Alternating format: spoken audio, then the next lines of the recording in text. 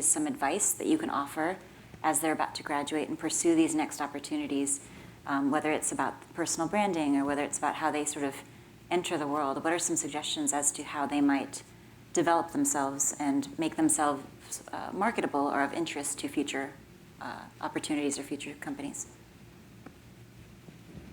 I think it's I think it's important to know the company that you're applying for. So a lot of times my mentees will come to me and be like, I just sent off my reel to Disney, ILM, and Netflix. And it's like, great. But when you look at Disney and ILM, for example, their media and their styles are so different from each other that having one reel might not hit all of the needs that those people are trying to hire for. And I always tell them, you know, if you don't hear back, that doesn't mean that you're a bad artist or that you're not capable of doing it, but you have to play smart and you have to realize, like, this is the skill set that people need for whatever show that they're running, and you need your work and your portfolio to reflect those needs that they're hiring for.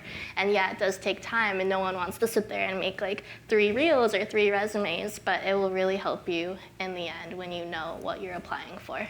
Yeah, knowing your audience is always really important.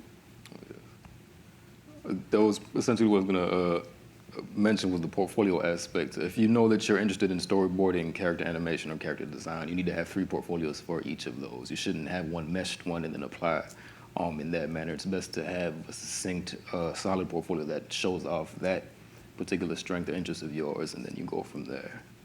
Absolutely. And one thing, I think the MFACA lead told us that it's your peer is just as much as important as your like what kind of comes along. Because then everyone's going out for a job, even though at the same time you're competing, but at the same time we're working in a profession that it's such a small world, and we're all connected in a way that it really kind of opens up to you to a lot of new opportunities.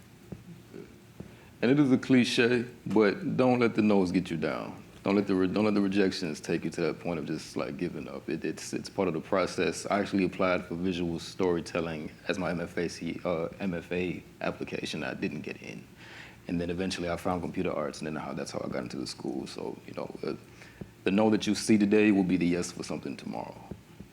Yeah, that really resonates. I think I don't want to speak for each one of you, but I feel like each one of us has had rejections in our careers. Once or twice. Several times in my case, and that only makes us stronger.